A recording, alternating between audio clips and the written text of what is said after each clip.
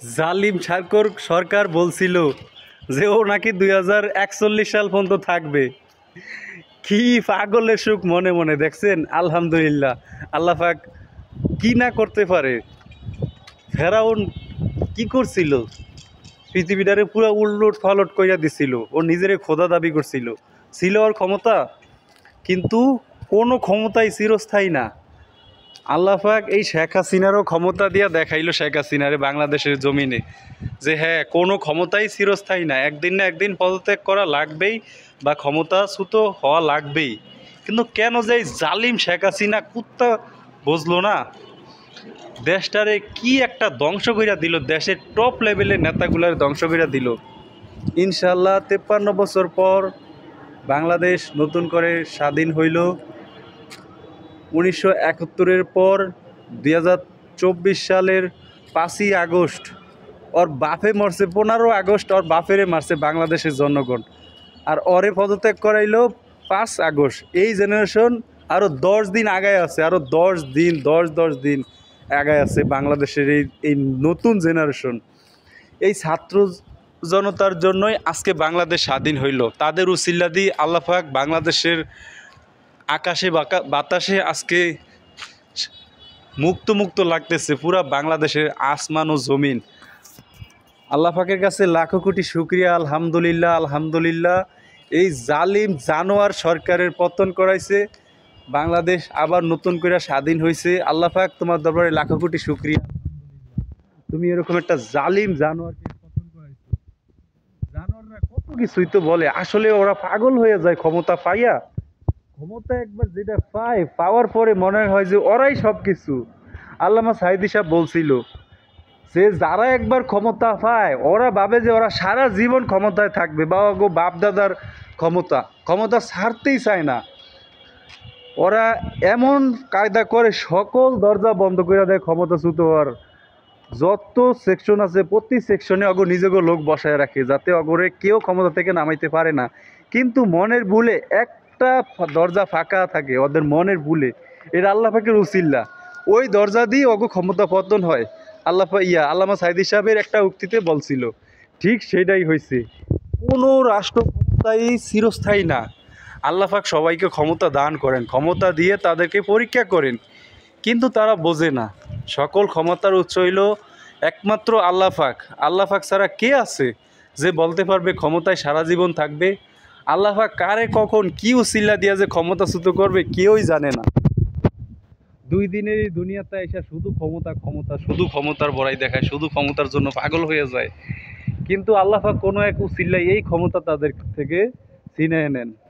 আল্লাহ পাক তো বলছেন, আমি যাকে খুশি ক্ষমতা দান করি, আবার যাকে খুশি ক্ষমতাচ্যুত করি, ক্ষমতা তাদের থেকে কাইরা নিয়ে ছুঁড়া ফেলি তাদেরকে। আল্লাহ পাক এটা বলছেন।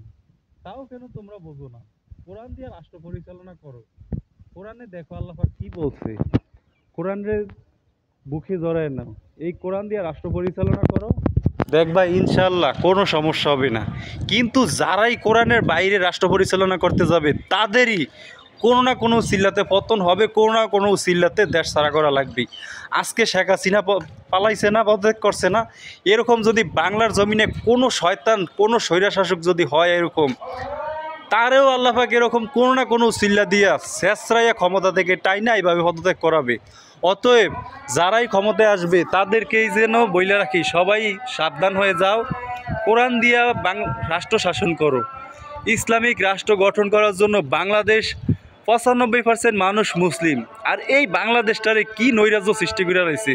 আল্লামা সাঈদী সাহেবরে কীভাবে হত্যা করলো, কীভাবে, কে আছে? আল্লামা সাঈদী সাহেবের মতো এরকম একটা মানুষ বাংলার জমিনে আর আসবে? আর কখনো এরকম আসবে না। মাওলানা নিজামী, তারপর কাদের মোল্লা সহ জামাতের যতগুলা নেতারে মারছে, এরকম নেতা বাংলাদেশের জমিনে আর কখনো হবে কি না জানি না। কিন্তু তাদেরকে যে এই যে অন্যায়ভাবে তাদেরকে মারলো এই জালিম সরকার, কি বলবো, মুখে আমার ভাষা আসে না যে কেন কেন এই জালিম সরকার, মানে কি বলবো, মাথায় আর কিছু আসে না, বুঝছেন? ওরা ভাবে যেই জনপ্রিয়তা হয়ে যাবে, যেই একটু ভালো হয়ে আসবে দেশের ভিতরে, তারাই সরাই দিব। যারই একটু জনপ্রিয়তা হয়ে আসবে, বাংলাদেশ জামাত ইসলামী বাংলাদেশের একমাত্র ইসলামিক একটা দল হচ্ছে বাংলাদেশ জামাত ইসলামী। তাদেরকেই কিভাবে হয় তাড়াবে, কিভাবে ও বাংলাদেশ জামাত ইসলামীকে তাড়ানোর জন্য কতবার নিষিদ্ধ করলো, কিন্তু পারলো? বাংলাদেশ জামাত ইসলামীকে নিষিদ্ধ করতে গিয়ে ও নিজেই নিষিদ্ধ হয়ে গেল। আল্লাহ পাক পরেই খাইয়ে দিল। তো আল্লাহ পাক বলছে বেশিবার বাইরো না, যারা জনপ্রিয়তা হয়ে ওঠে তাদেরকেই তুমি দেশ থেকে বাতিল করে দিতে চাও, চিরতরে মুইসা দিতে চাও, তুমিই মুইসা যাও। আল্লাহ পাক এইভাবে যুগে যুগে নজির দেখাইতেছে যে তোমরা ক্ষমতা পাইয়া এতটা পাগল হইও না। ইনশাআল্লাহ আল্লাহ পাকের রহমতে আল্লাহ পাকের কাছে লাখো কোটি শুকরিয়া আদায় করছি যে বাংলাদেশ আবার স্বাধীন হয়েছে। এটাই অনেক বড় একটা পাওয়া আমাদের জন্য। বাংলাদেশের 95% মুসলমান এবং অন্যান্য যারা আছে সবার জন্য, সবাই, শুধু 95% মুসলমান যে কষ্টে ছিল তা না, আরও 5% অন্য অন্য ধর্মের যারা ছিল তারাও কষ্টে ছিল। ইনশাআল্লাহ আবারও বাংলাদেশ একটি সুন্দর ইসলামিক রাষ্ট্র কায়েম হবে, সেই প্রত্যাশা সবার মনে মনে আছে। ইনশাআল্লাহ আবারও সুন্দর একটি রাষ্ট্র গঠন হবে, সুন্দর একটি ইসলামিক রাষ্ট্র গঠন হবে 95% মুসলিমের দেশে। আবারও সেই কোরআন দিয়া রাষ্ট্র পরিচালনা হবে ইনশাআল্লাহ। আমাদের সবাই চাওয়া, কে চায় না যে কোরআন দিয়া রাষ্ট্র পরিচালনা হোক বাংলাদেশে? এমন কে আছে যে চায় না যে বাংলাদেশ কোরআন দিয়া রাষ্ট্র পরিচালনা করুক? প্রত্যেকটা মানুষ বলবে যে আমি চাই যে বাংলাদেশ কোরআন দিয়া রাষ্ট্র পরিচালনা করা হোক। এই কোরআন দিয়া রাষ্ট্র পরিচালনা কারা করবে তাও জানে প্রত্যেকটা জনগণ। প্রত্যেক ঘরে ঘরে এখন কোরআন দিয়া রাষ্ট্র পরিচালনা করার মতো মানুষ বা কোরআন দিয়া রাষ্ট্র পরিচালনা করার মতো দলের মানুষ হয়ে গেছে প্রত্যেকটা ঘরে ঘরে। ইনশাআল্লাহ আল্লাহ পাক তাদেরকে কবুল করো। আল্লাহ তুমি তাদেরকে কবুল করো। এই আসরের সময় 5 আগস্ট নতুন করে বাংলাদেশ স্বাধীন হওয়ার পরে আল্লাহ তোমার কাছে আমি ফরিয়াদ জানাই, তুমি নতুন করে আবারও সেই সুন্দর একটি ইসলামিক রাষ্ট্র গঠন করার তৌফিক দাও। যারা কোরআন দিয়ে রাষ্ট্র পরিচালনা করতে চায়, বাংলাদেশের মানুষ তাদেরকে অবশ্যই চিনে। আল্লাহ তুমি তাদেরকে রাষ্ট্র ক্ষমতা দান করো। আমিন ইয়া রাব্বুল আলামিন।